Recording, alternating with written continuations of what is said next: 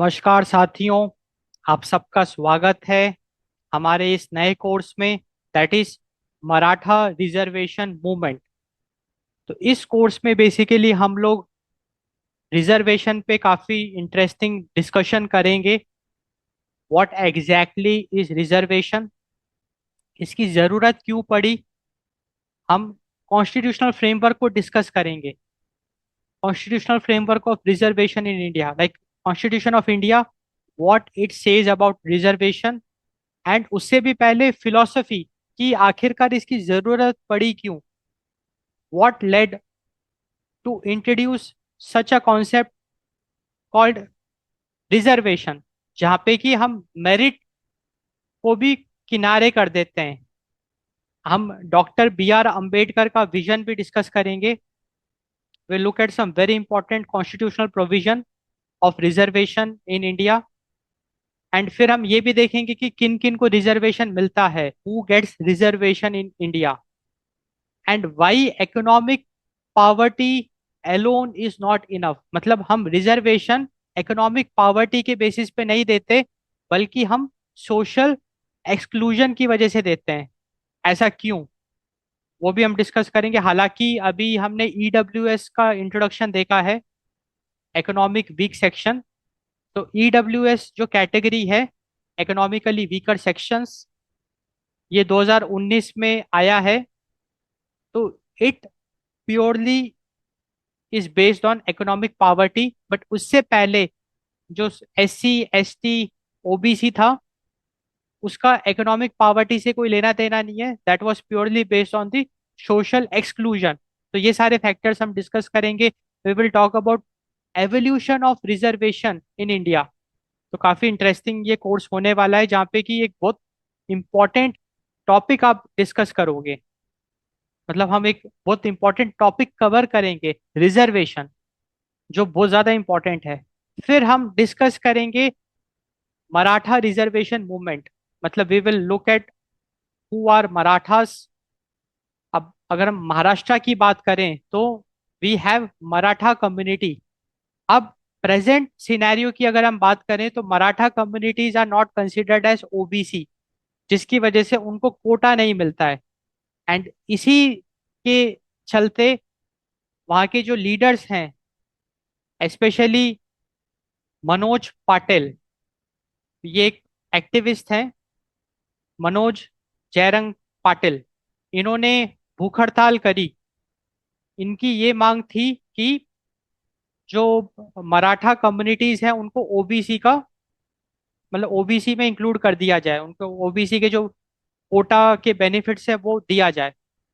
तो इनकी भूख हड़ताल को मद्देनजर रखते हुए जो अभी महाराष्ट्र की सरकार है, महायुति सरकार है, महाराष्ट्र में VC महायुति सरकार, उन्होंने 12 पॉइंट प्रपोजल पेश किया है, जहाँ पे कुछ मांगे इनकी मानी गई है। एंड उसी को हम अच्छे से डिस्कस करेंगे इस कोर्स में, काफी अच्छे से हम डिस्कस करेंगे, डिटेल में डिस्कस करेंगे। तो अ, हम डिस्कस करेंगे कि किस तरीके से अब मराठा कम्युनिटीज को भी OBC का दर्जा दिया जाएगा, कुछ बेनिफिट्स मिलेंगे, उसको हम डिस्कस करेंगे। That is what the course is about, Maharashtra reservation movement. And हम कुछ इसके साथ साथ कुछ बहुत इंटरेस्टिंग हम केस स्टडीज भी डिस्कस करेंगे। हम अदर रिजर्वेशन डिबेट्स को भी डिस्कस करेंगे। मतलब this course is not just about Maharashtra reservation movement, but हमने पूरा रिजर्वेशन का एक फाउंडेशन हम इस कोर्स में कवर करेंगे। फिर हम महाराष्ट्र रिजर्वेशन मूवमेंट को डिस्कस करेंगे, एंड हम अदर पॉलिटिकल डिबेट्स को भी डिस्कस करेंगे। क्योंकि अगर हम पूरे भारत की बात करें तो रिजर्वेशन पे काफी हमको प्रोटेस्ट देखने को मिलते हैं। आपने जो गुजर है, राजस्थान में गुजर गुजर रिजर्वेशन प्रोटेस्ट आपने देखा होगा। वैसे आप पाटीदार मूवमेंट आप देखते हैं, जाट रिजर्वेशन मूवमेंट आप देखते हैं, कापू रिजर्वेशन, लिंगायत की डिमांड्स को हमको देखने को मिलता है। तो ये सारे हम अच्छे से डिस्कस करेंगे काफी डिटेल में। हम कुछ इंटरेस्टिंग केस स्टडीज डिस्कस करेंगे। तमिलनाडु की केस स्टडी, EWS जो अभी पिक्चर में आया है 2019 में, उसको हम डिस्कस करेंगे। बिहार कास्ट सर्वे हुआ था अभी। तो बिहार कास्ट सर्वे काफी मुद्दा बना था, जहाँ पे कि ऑपोजिशन ने भी उस पे काफी सवाल उठाए। उस पे भी हम डिस्कशन करेंगे। तो मतलब एक होलिस्टिक कोर्स होगा, काफी सारे हम पहलू डिस्कस करेंगे। हम ग्लोबल कंपैरिजन भी करेंगे कि क्या रिजर्वेशन सिर्फ भारत का मुद्दा है या बाहर की कंट्रीज में भी ये चीज लागू है। एंड हम कुछ वे फॉरवर्ड भी डिस्कस करेंगे। एंड फाइनली हम डिस्कस करेंगे यूपीएससी वैल्यू एडिशन, जहाँ पे हम बहुत एक इंटरेस्टिंग डिस्कशन करेंगे कि ये जो भी कोर्स है ये आपके यूपीएससी तैयारी के लिए कितना कारीगर साबित होगा, कितना एक इफेक्टिव साबित होगा। एंड हम आखिरी में एक मेंस का क्वेश्चन को आपके सामने मैं आंसर राइटिंग करूंगा। So we will be solving a mains question. तो काफी इंटरेस्टिंग ये कोर्स होने वाला है आपके लिए। एक होलिस्टिक कोर्स होगा जिसमें हम रिजर्वेशन को काफी डिटेल में डिस्कस करेंगे। हम constitutional dimension of reservation discuss करेंगे, social dimension of reservation discuss करेंगे, political dimension of reservation discuss करेंगे, and governance dimension of reservation discuss करेंगे। तो सब कुछ हम एक ही कोर्स में कवर करेंगे। काफी लंबा ये कोर्स होगा, काफी बड़ा ये कोर्स होगा। एक तरीके का ये वन शॉट कोर्स होगा, जहाँ पे कि इस कोर्स से आपको काफी ज्यादा बेनिफिट मिलेगा। ये पक्की बात है। You will get lots of value addition in your UPSC preparation. तो चलिए शुरू करते हैं कहानी। तो सबसे पहले हम लोग शुरू करेंगे the core essence of reservation. मतलब आखिरकार रिजर्वेशन की जरूरत पड़ी ही क्यों। तो the core essence of reservation. So the now the like very big important question in front of us कि आखिरकार स्टेट रिजर्वेशन देती क्यों है। लाइक रिजर्वेशन पिक्चर में क्यों आया। Why does a state give reservation at all. मतलब reservation देने की जरूरत ही क्यों पड़ी, रिजर्वेशन क्यों दिया जाता है, ये एक बहुत बड़ा प्रश्न है। एंड क्यों ना सबको बराबरी का दर्जा दिया जाए, क्यों ना मेरिट के हिसाब से सिलेक्शंस दिया जाए। Why not treat everyone equally. क्योंकि ये मैं बहुत इंपॉर्टेंट क्वेश्चन पूछ रहा हूँ। And this is the core essence कि why can't we treat everyone equally. क्योंकि भाई अगर हम डिबेट की बात करें तो रिजर्वेशन कितना बड़ा पार्शियलिटी हमको देखने को मिलता है। Like it feels like reservation is a partiality. Because हम भारत की बात करें, भारत में हम रिप्रेजेंटेटिव डेमोक्रेसी की बात करते हैं। रिप्रेजेंटेटिव डेमोक्रेसी के तहत one person one vote and one weight और वन वैल्यू, मतलब हर एक वोट की कीमत बराबरी की कीमत है। तो जब हम इस तरीके की इक्वालिटी की बात करते हैं, अगर हम लॉ की बात करें, लॉ के सामने हर कोई बराबर है। In front of law everybody, every individual is equal. चाहे फिर वो कितना ही अमीर क्यों ना हो, कितना ही गरीब क्यों ना हो, कितना ही पढ़ा लिखा क्यों ना हो, कितना ही अनपढ़ क्यों ना हो, लॉ के सामने हर कोई बराबर है। और डेमोक्रेसी में भी एवरी वॉइस मैटर्स, हर एक आवाज की कीमत है, मतलब इक्वल वैल्यू है। तो फिर हम रिजर्वेशन जैसी चीज को सिस्टम में क्यों लाते हैं, हम इतनी बड़ी पार्शियलिटी क्यों क्रिएट करते हैं। क्यों ना हम मेरिट के बेसिस पे ही सिलेक्शंस दें, मेरिट के बेसिस पे ही जॉब्स दें, मेरिट के बेसिस पे ही एडमिशंस दें। ऐसा हम क्यों नहीं कर सकते। Why we are not treating everyone equally and why a state need reservation. ये इसी प्रश्न से हम अपने कोर्स की शुरुआत करते हैं। तो अब मैं आपके सामने एक बहुत इंटरेस्टिंग एग्जाम्पल रखता हूँ। फिर इस एग्जाम्पल को देखने के बाद आप ही अपनी राय बताना, जरूर आप कमेंट करना कि आपके हिसाब से आपकी क्या राय है। तो let us look at an example. So let us imagine three students who are appearing for UPSC. मतलब they are preparing for UPSC, so they want to appear for UPSC. So we have three students who want to appear for UPSC. वो UPSC की परीक्षा देना चाहते हैं। हमारे पास तीन students हैं। तो मैं उनको कह देता हूँ स्टूडेंट ए, स्टूडेंट बी, स्टूडेंट सी। अब अगर हम स्टूडेंट ए की बात करें, अगर हम बैकग्राउंड की बात करें, तो स्टूडेंट ए ने बहुत बढ़िया स्कूलिंग प्राप्त करी है। मतलब टॉप स्कूल जिसे कहते हैं ना, वहां से पढ़ाई करी है, जैसे डीपीएस वगैरह होते हैं, या केंद्र विद्यालय भी काफी अच्छे स्कूल माने जाते हैं। तो बढ़िया उन्होंने स्कूलिंग करी है स्टूडेंट ए ने बहुत अच्छी कोचिंग करी है। स्टूडेंट ए को बढ़िया बुक्स का एक्सेस है, इंटरनेट का एक्सेस है, एंड स्टूडेंट ए को इंग्लिश में पढ़ाई एजुकेशन मिला है, बचपन से वो इंग्लिश मीडियम स्कूल में पढ़ा है।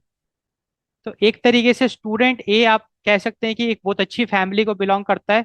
तो अगर हम सोसाइटी की बात करें, सोशल नॉर्म्स की बात करें, तो एक हाई स्टैंडर्ड उसकी अपब्रिंगिंग है, एंड उसको सारे रिसोर्सेस मिले हैं। अब हम स्टूडेंट बी की अगर हम बात करें, तो स्टूडेंट बी ने गवर्नमेंट स्कूल में पढ़ाई करी है। तो देखो, अगर हम आज के भारत की भी बात करें, तो गवर्नमेंट स्कूल में उतनी अच्छी पढ़ाई नहीं मानी जाती है। हालांकि we have seen reforms, but still if you compare it with the elite school, government school की पढ़ाई उतनी अच्छी नहीं है in comparison with the elite school, top schools. Student भी जो है वो गांव देहात का है, जिसकी वजह से ना तो उसको कोई कोचिंग का एक्सेस मिला, बस उसने पढ़ाई उसने जरूर पूरी करी है, उसको स्कूली शिक्षा मिली है, एंड वो एक गरीब तबके का है। मतलब उसका जो सोशल, अगर हम बात करें नॉर्म्स की, तो he belongs to a poor family, so he lacks resources. And एक स्टूडेंट सी है, मतलब ये तीनों स्टूडेंट यूपीएससी में एग्जाम देना चाहते हैं। तो स्टूडेंट सी जो है वो बहुत ही पिछड़े इलाके का है, उसको बहुत ज्यादा सोशल डिस्क्रिमिनेशन झेलना पड़ा। मतलब जातिवाद है ना।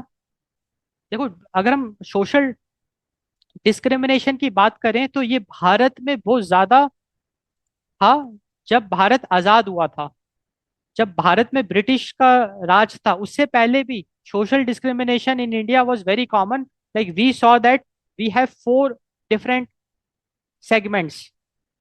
जैसे हम कहते हैं ना कि शूद्र हो गए, या ब्राह्मण्स हो गए, है ना, ऐसे फोर सेक्टर्स हैं सोसाइटी के।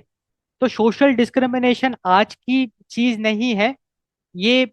जब राजा महाराजाओं का समय था भारत में, तब भी हमको सोशल डिस्क्रिमिनेशन देखने को मिलता था। जब चाणक्य का दौर था, चंद्रगुप्त मौर्य का, तब भी सोशल डिस्क्रिमिनेशन था। उसके बाद मुगल्स आए तो भी सोशल डिस्क्रिमिनेशन था अमोंग दी कम्युनिटीज। फिर आपके जब मराठास का पीरियड आया, तब भी सोशल डिस्क्रिमिनेशन था।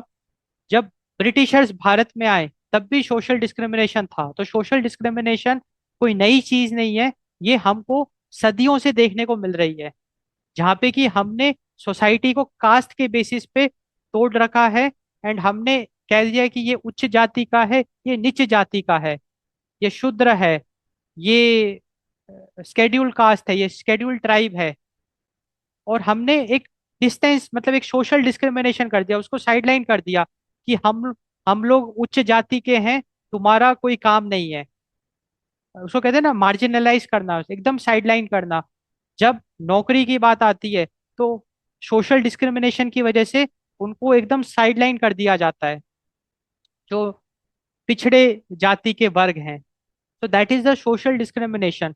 ये एक रियल इशू है, और ये बहुत पुराना इशू है। तो स्टूडेंट सी जो है वो पिछड़े जाति का है, and that is why he was socially, he face lot of social discrimination. And उसके परिवार वाले को भी एक एक्सक्लूजन झेलना पड़ा, we call it historic exclusion. And उसको कोई एजुकेशन सपोर्ट नहीं मिला। मतलब उसका जो जीवन है वो बड़ा चैलेंजेस से भरा हुआ है। उसका जीवन जो है वो बड़ा चैलेंजेस से भरा हुआ है। उसके पास रिसोर्सेज की भी काफी कमी है, बट उसका मन है कि उसको यूपीएससी में अपीयर होना है। तो अब देखो, बात यहाँ पे आती है इक्वालिटी की। तो यहाँ पे दो अभी इंपॉर्टेंट पहलू आएंगे। एक आएगा इक्वालिटी। तो भारत की अच्छी बात क्या है कि in India we have the concept of equality, now the concept of equality says that everyone gets the same opportunity. ये बहुत एक शानदार कॉन्सेप्ट है भारत में कि सबको मौका बराबरी का मिलेगा। भाई सबको मौका मिलेगा। Everyone gets the same opportunity. जैसे कि अगर आपको सिविल सर्वेंट बनना है तो भारत में आपको मौका जरूर मिलेगा। आपसे ये नहीं पूछा जाएगा कि आप अमीर हो, आप गरीब हो। आपसे ये नहीं पूछा जाएगा कि आप किस जाति के हो। आपसे ये नहीं पूछा जाएगा कि आप मेल हो कि फीमेल हो। बस आपको सिंपली करना क्या है कि भाई आपको एक फॉर्म फिल करना है, regardless of your social norms. आप किसी भी वर्ग के क्यों ना हो, अमीर हो गरीब हो, बस आप you should be a citizen of India. If you are a citizen of India and there are certain eligibility criteria, एक एज लिमिट वगैरह है। If you are following that eligibility criteria, you are a citizen of India, you can apply, आप form भर सकते हैं। और आप form भर सकते हैं, आप एग्जाम दे सकते हैं। कितना बड़ा एक ये इक्वालिटी का यहाँ पे कंसेप्ट हमको देखने को मिल रहा है। तो भारत में everybody gets the same opportunity. सबको एक सिमिलर क्वेश्चन पेपर परोसा जाएगा। सबके लिए सेम सिलेबस है जो कि वेबसाइट पे पब्लिश कर दिया जाता है कि this is the syllabus. Everybody will be given the equal opportunity, same opportunity to attend the exam, and based on the performance, based on the merit, the selection will be done. But यहाँ पे एक, हम अगर ध्यान से देखें तो एक चीज हमको देखने को मिलेगी, equality is not always fairness. अब इसका क्या मतलब है वो भी मैं अभी आपको बताऊंगा। यहाँ पे हम एक बात कर रहे हैं फेयरनेस की। तो देखो, justice is different from fairness. Justice थोड़ा सा फॉर्मल और भारी शब्द है। यहाँ पे हम बात कर रहे हैं फेयरनेस की। Justice, no sorry, not, equality is not always fairness. तो अब आप अपने दिल पे हाथ रख के बताइए कि जो स्टूडेंट बी है एंड स्टूडेंट सी है, उसके साथ एक हद तक नाइंसाफी हुई है। देखो, उसमें सिस्टम की कोई गलती नहीं है। ना तो उसमें कोई सिस्टम की गलती है, ना उसमें स्टूडेंट्स की गलती है, ना उसमें स्टूडेंट ए की गलती है। अब अगर स्टूडेंट बी और student C if they are deprived of resources, उसमें स्टूडेंट ए की क्या गलती है? अब स्टूडेंट ए को अच्छा एक सोशल स्टैंडर्ड मिला है, उसको सारे रिसोर्सेज का एक्सेस मिला है, तो उसमें स्टूडेंट ए की गलती नहीं है ना। इट्स अ प्रिविलेज, एक सोशल प्रिविलेज उसको मिला है, वो उसको एंजॉय कर रहा है। बट अगर हम पूरे भारत की बात करें तो फिर हम ये कहेंगे कि स्टूडेंट बी और स्टूडेंट सी की भी गलती नहीं है। अगर स्टूडेंट बी और student C if they are socially deprived, if they are deprived of resources, then it's not their fault as well. So कुल मिला के अगर हम देखें तो ये यहाँ पे गलती किसकी है? यहाँ पे सोशल स्ट्रक्चर की गलती है, यहाँ पे सिस्टम की गलती है। It's a structural problem. ये एक ऐसी प्रॉब्लम है जो बहुत सालों से, मतलब नॉट सेंचुरीज से हमको देखने को मिल रही है। एंड अगर a particular community is deprived of resources, then it is our fault.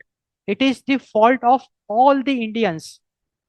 क्योंकि हम यहाँ पे बात करते हैं बैलेंस्ड रीजनल डेवलपमेंट की। बैलेंस्ड रीजनल डेवलपमेंट का मतलब हर एक वर्ग, हर एक कम्युनिटी को एक ग्रोथ मिले।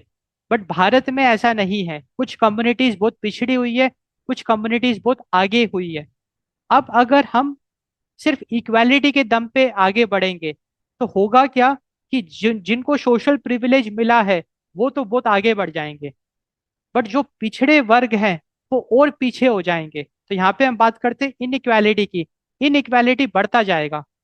जो लोग सामर्थ्यवान हैं, जो लोग अमीर है, वो और ज्यादा अमीर होते जाएंगे। क्यों होते जाएंगे? क्योंकि भाई उनके पास रिसोर्सेस हैं, तो उनके बच्चे ब्यूरोक्रेट्स बनेंगे, अच्छा कमाएंगे, अच्छी सैलरी कमाएंगे, आईआईटीज में जाएंगे, बढ़िया कॉलेजेस में जाएंगे और बहुत आगे बढ़ेंगे। तो जिसकी वजह से वो वाला जो कम्युनिटीज हैं वो बहुत आगे बढ़ जाएगी, और जो पिछड़े वर्ग हैं वो और पीछे हो जाएंगे। तो यहाँ पे हमने एक बहुत इंपॉर्टेंट ऑब्जर्वेशन किया, जो कि मैं एकदम लॉजिकल बात कर रहा हूँ। देखो, ना तो मैं किसी कम्युनिटी को सपोर्ट कर रहा हूँ, ना मैं किसी के अगेंस्ट में हूँ। मैं एक रैशनल डिस्कशन आपके साथ कर रहा हूँ, एक लॉजिकल डिस्कशन मैं आपके साथ कर रहा हूँ कि भारत की अच्छी बात क्या है कि every one gets the same opportunity, that's a very interesting thing, very important thing. But we have to consider a fact that equality is not always fairness. We have to support socially backward classes.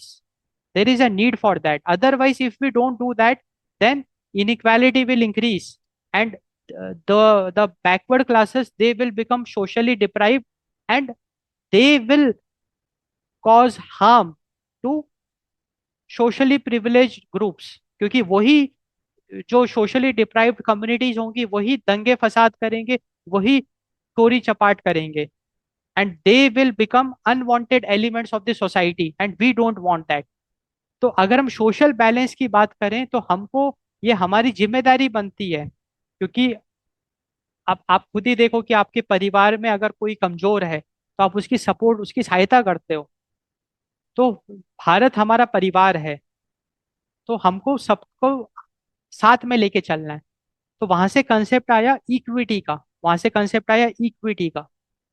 तो भारत में it's not just about equality, equity is also very important. So equity takes care of fairness. And what is this equity? Equity का मतलब होता है people receive support, people receive support according to historical disadvantage. So now the idea is very clear to us that definitely it is our responsibility to support socially backward classes, because if they are deprived of resources, it's not their fault as well. If somebody is born in a poor family, then what is his fault? It is a probability, it is a chance. अब कोई अगर अमीर घर में पैदा हो रहा है, कोई गरीब घर में पैदा हो रहा है, तो उस गरीब घर में पैदा होने वाले सिटीजन की क्या गलती? तो हमको सिस्टम कुछ इस तरीके से डिजाइन करना पड़ेगा कि इन फैक्टर्स को भी कंसिडर करना पड़ेगा, तभी तो बैलेंस्ड सिस्टम बनेगा. तो अगर हम लॉजिकली देखें तो रिजर्वेशन एक मतलब एक वैलिड पॉइंट है. हम मैथमेटिकली चीजों को बैलेंस कर रहे हैं, तो reservation is balancing that fairness. Because if somebody is poor, if somebody is deprived of resources, what is his fault? क्योंकि अगर क्लास 10th का स्टूडेंट है या क्लास 9th का स्टूडेंट है, तो स्टूडेंट है. अब वो, अब ऐसा तो है नहीं कि जो इलाइट स्कूल में पढ़ रहा है वो देश के लिए कुछ कंट्रीब्यूट कर रहा है. कंट्रीब्यूट तो कोई भी अभी नहीं कर रहा है, अभी तो सिर्फ वो पढ़ाई कर रहे हैं. तो यहाँ पे पार्शियलिटी हमको देखने को मिल रही है. तो we can very easily see the clearly see the partiality, and that partiality needs equity, wherein it needs socially deprived communities some additional support, and that additional support is reservation. अब इस additional support को देने का तरीका क्या है वो debatable हो सकता है, बट उस एडिशनल सपोर्ट को देने की जरूरत हमेशा बनी रहेगी जब तक सारे कम्युनिटीज एक साथ ग्रो ना हो. जब तक we will be having socially deprived communities, there will be a scope of giving additional support, giving equities for socially deprived classes. Now, the way of it may vary. That all we will discuss in this course कि उसको देने का तरीका क्या है. That can be debatable, but there is a need for that. That is for sure. तो reservation की भारत में जरूरत हमेशा रहेगी. जब तक भारत में पिछड़ा वर्ग रहेगा, रिजर्वेशन का स्कोप भारत में रहेगा, उसमें कोई डाउट नहीं है. अब रिजर्वेशन को देने का तरीका, उसमें रिफॉर्म्स लाया जा सकता है, उसमें अमेंडमेंट्स किया जा सकता है, चेंजेस किया जा सकता है, that is for sure. But reservation की जरूरत तो हमेशा रहेगी जब तक पिछड़ा वर्ग रहेगा. So reservation is based upon equity. तो reservation is based upon the concept of equity, not merely equality. क्योंकि अगर हम सिर्फ इक्वालिटी पे फोकस करेंगे तो हम एक नाइंसाफी करेंगे. अब हम यहाँ पे नाइंसाफी भी वर्ड यूज नहीं करेंगे, इनजस्टिस हम वर्ड यूज नहीं करेंगे, हम यहाँ पे फेयरनेस यूज करेंगे. मतलब एथिकली, अगर आप एथिकल ग्राउंड्स में बात करोगे तो जो पिछड़ा वर्ग है उनकी क्या गलती? So reservation is not just about equality, it is more about equity. Reservation is based on equity, not merely equality. So this is the main essence, the core essence of reservation. तो हमने discuss किया the core essence of reservation. The core essence of reservation is equity and not merely equality. Equality का मतलब everyone should get the same opportunity, everybody should be same. But if we consider that, then we are compromising the fairness. And to take into consideration fairness, we have equity, wherein people support, people receive additional support according to the historical disadvantages they face. And it is very logical also. So reservation is something which India will always need unless and until there is no socially weak sector segment. जब तक socially deprived लोग रहेंगे तब तक reservation रहेगा। अब reservation को देने का तरीका, that can be debatable, that can consider reforms, that's a different story, but the core essence of reservation is clear. The core essence is equity and not merely equality.